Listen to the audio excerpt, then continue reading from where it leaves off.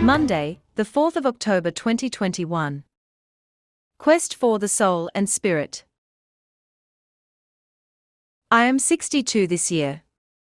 That means I have occupied this body that is my house for the last 62 years. This house has seen many renovations take place. From fetus to baby to toddler to kid to teen and adult. Leaving my prime, I have to settle into old age now. The house is run down now. But I am saddened that I do not yet know neither the tenant nor the owner of this home. Who am I that occupies this body that is visible to all except me? I need something to reflect my image and show me this body, my face, and my back. I am continuously seeing this world around me except when I doze off. The sight of the world around me is then gone. Eventually, when I doze off I hear nothing too. What is that then that keeps me alive throughout my sleep? What is that that wakes me up again like an alarm clock? What is this that holds onto opinions, has thoughts, plans, and executes them into action? What is that that seeks the pleasures of the flesh and senses that bring joy and happiness, and occasionally yearns for the bliss that touches the soul? Where and when was the start of the breath? As it is a continuous loop, where did the breath start? When was this soul first born, emerged, created, or originated? If it resides within us, where is it placed? Where does it go after our death? If the body houses it, what happens to the soul and spirit after our demise? Where does the thought arise from? I always ask my grandchildren what goes on in their minds. When we carry so many things, half of which might be junk, what do they carry? Emptiness. Or are they filled to the brim? I am trying to comprehend others and the world around me, but least understand something that is so close to me and within me. When we show interest in learning so many external things, we never actually pondered about or wanted to know the self. How do we then understand the body, soul, and spirit? What is the self and the self-realization that is spoken about? I too am confused about these terms and their relationship. Most of the time the word soul or Atma is used interchangeably with Uyir or spirit or life. I put this question to those in my circle. Some answered. Based on their replies I realized many had no idea. Others only began to ponder when the question was placed before them. Some tried and attempted to give an answer. But these were vague.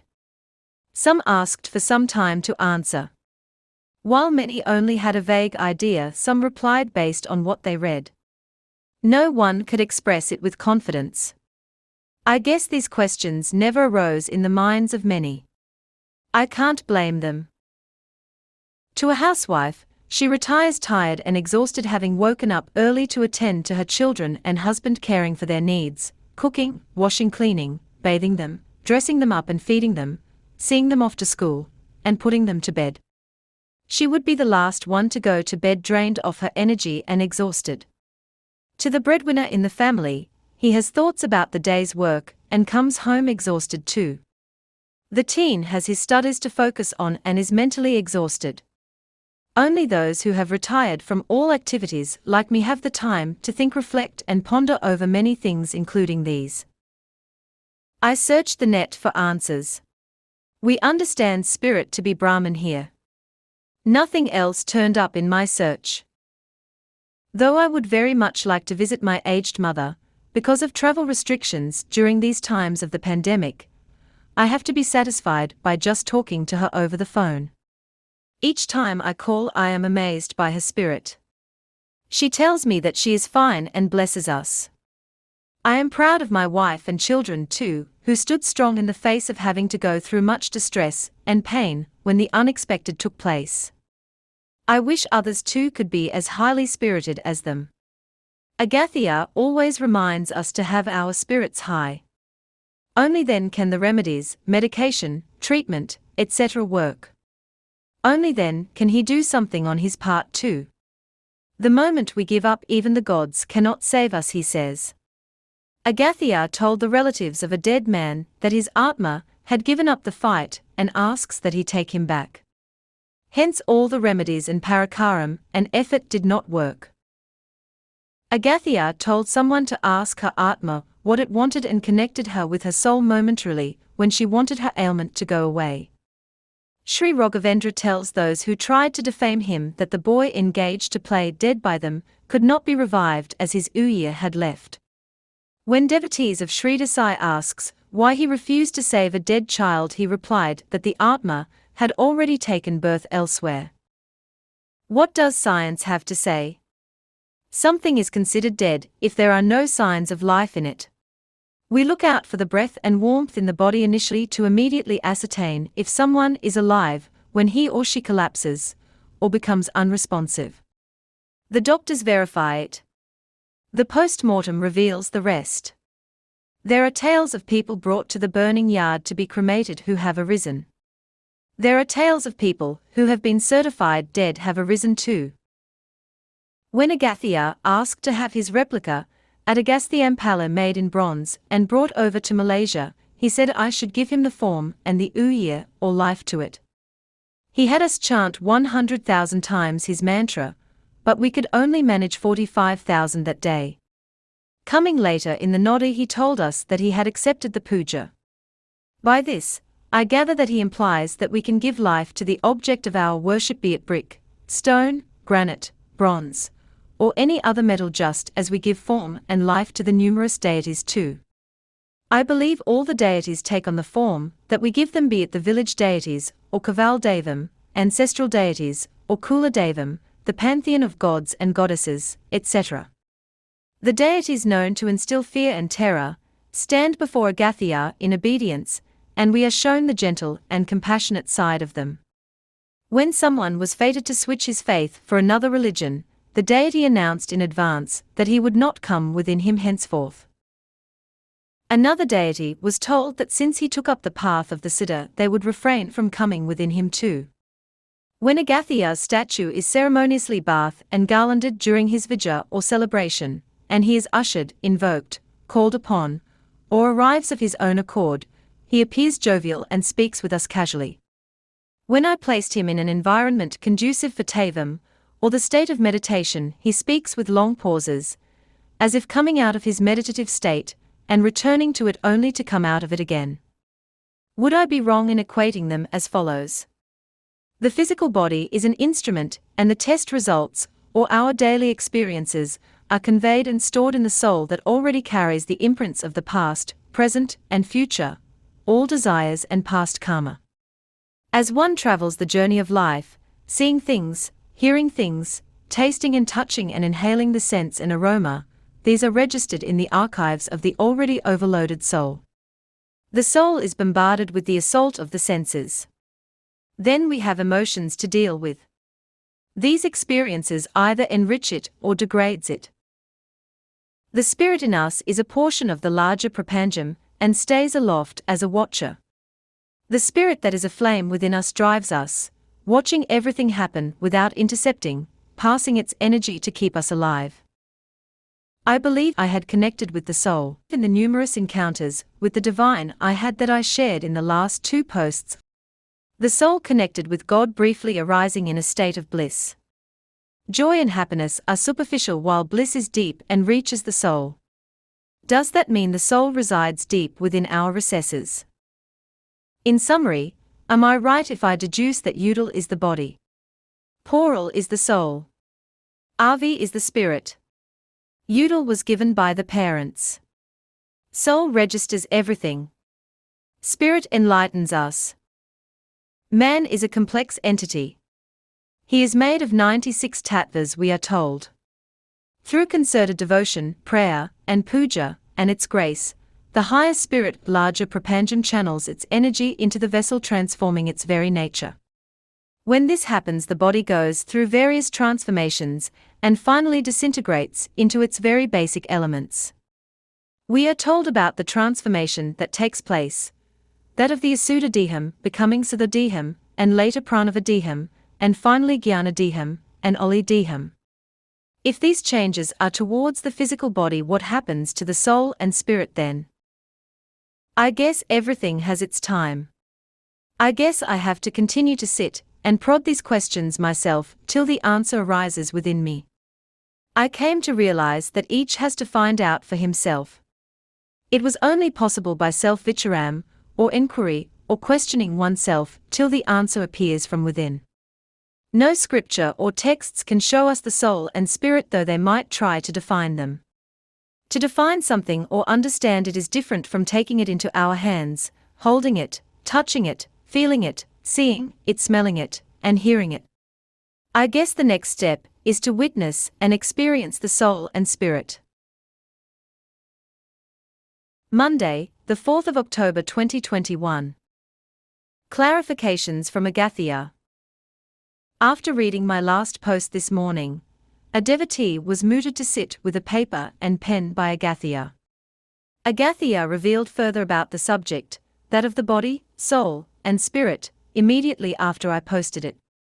He practically came and dictated to him as the devotee took notes. We produced the exact words and full text as delivered by Agathya, and a translation in English. I have avoided translating certain keywords for fear that I might mislead readers, since the English language does not have an equivalent for many Tamil words. This is only the beginning, as Agathya had promised earlier that he would speak about the Atma henceforth through this blog. The breath primarily drives our body. Thus, it is Uyir. Uyir is that which moves limbs that are motionless. Pranavayu is the reason for the embryo to conceive. This pranavayu that travels in the anukkal within both the male and female, upon merging and when all configuration is in place and conducive to take a primary material form, the Uyir Sokti is given. Udal, that is a combination of the non-Uyir in certain proportions, present in the 5 materials, takes on the form of a pindam in the womb. The Pancha Budham, namely water, earth, sky, air, fire, are derived from both the parent's body to produce the body of the developing baby. When the proportions differ, there appears defects in the baby. Hence, these proportions are determined by Lord Brahma as the body takes form. The Atma keeps both the Udal and Uyir under its control in a secretive, subtle manner. This subtlety stays from 1 to 5 Varagai with the child before it's veiled. I cannot tell you the reason for it to be veiled now. Nevertheless, the Atma will return unto him depending on his actions. When the Atma in you pulls you to a path, and if you realize it, it appears as an atharvu or vibration and disappears. If you practice extending this vibration in you, you shall merge in this vibration, that is the Atma, and arrive at Araya Agathyan. Here I have to make a correction to my earlier understanding. Would I be wrong in equating them as follows? The physical body is an instrument, and the test results, or our daily experiences, are conveyed and stored in the soul that already carries the imprints of the past, present, and future, all desires and past karma. As one travels the journey of life, seeing things, hearing things, tasting and touching and inhaling the scents and aroma, these are registered in the archives of the already overloaded soul. The soul is bombarded with the assault of the senses. Then we have emotions to deal with. These experiences either enrich it or degrades it. Agathya says, the Atma does not carry our karma, but the Atma shall help rectify our karma. When the karma is rectified, the Atma's seeking shall be hastened to the extent man's daily seeking shall exhaust. His entire seeking shall shift towards efforts on reaching me, Agathyan. This is today's lesson for you. I shall reveal further another day. உனது உடலை பிரதானமாகக் கொண்டு இயங்குவது சுவாசம், அதுவே உயிர். உயிர் என்பது செயல் அற்று இருக்கக்கூடிய உறுப்பைச் செயல் பெறச் செய்வது. பிறக்கும் சிசு கருவுற மூலமாக இருப்பது பிராணவாயு. பிராணவாயு ஆணின் அணுக்களிலும் பெண்ணின் அணுக்களிலும் ஊடுருவி ஒன்றென கலந்து பிரதான பொருள் வடிவம் அடையும் தன்மை உண்டானால் அங்கு உயிர் சக்தி உருவேற்றப்படுகிறது. உடல் என்பது 5 உலோகங்களின் நுண்ணுயிர்களின் அளவுகளைத் தாங்கிக் கொண்டு பிண்டம் ஒன்றினை உருவ வடிவமாய் கற்பகிரகத்தில் நிலை பெறுகிறது. பஞ்சபூதம் ஆகிய நீர், நிலம், ஆகாயம், காற்று, நெருப்பு அனைத்தும் தாய் தந்தையின் உடலிலிருந்தே எடுக்கப்பட்டு சிசுவின் உடலை பிறப்பிக்கின்றது. இவைகளின் அளவுகள் குறையும் தருவாயில் சிசு தன் உடலின் பாகங்களில் கோளாறு ஏற்படுகிறது. இவ்வாறு அதற்கென்று அளவுகள் பிரம்மதேவரால் கணக்கிட்டு உடலை உருவாக்கப்படுகிறது. ஆன்மா உடலையும் உயிரையும் தனது கட்டுப்பாட்டுக்குள் வைத்துக் கொள்ளும் ஒரு சூட்சமம். இந்தச் சூட்சமத்தை பிறந்த குழந்தைகள் 1 முதல் 5 வராகை வரையிலும் உடன் இருந்து மறையும். மறைத்தலின் காரணம் இன்னதென்று இப்போது உனக்குச் சொல்ல இயலாது. ஆனபோதிலும் ஆன்மா ஒருவரின் செயலைப் பொறுத்தே மீண்டும் அவனை வந்து சேரும். ஆன்மா உன்னோடு இருந்து உன்னை ஒரு பாதைக்கு இழுத்து செல்லும். அப்போது நீ அதனை உணர்ந்தால் உன்னில் அதிர்வாய் தோன்றி மறையும். அந்த அதிர்வினை நீ உனக்குள் நீடிக்கப் பழகினால் உன்னால் ஆன்மா என்னும் உனது அதிர்வுகளில் ஊடுருவி என்னுள் இறை அகத்தியன் வந்து சேர ஒரு வழி. ஆன்மா உனது கர்ம வினை தாங்கி வருவது அல்ல, ஆனால் ஆன்மாவே உனது கர்ம வினையைச் சரிசெய்வதற்கு உதவி புரியும். கர்மவை சரி செய்த பின் ஆன்மாவின் தேடல் அதிகமாகி மனிதனின் அன்றாட தேடல் தீர்ந்து போகும். அவன் தேடல் முழுதாய் என்னையே தேடி வர முயற்சி செய்யும். இது இன்றைக்கு கொடுத்த பாடம் உனக்கு, மற்றவை உனக்கு மற்றொரு நாள் நான் வழங்குவேன்.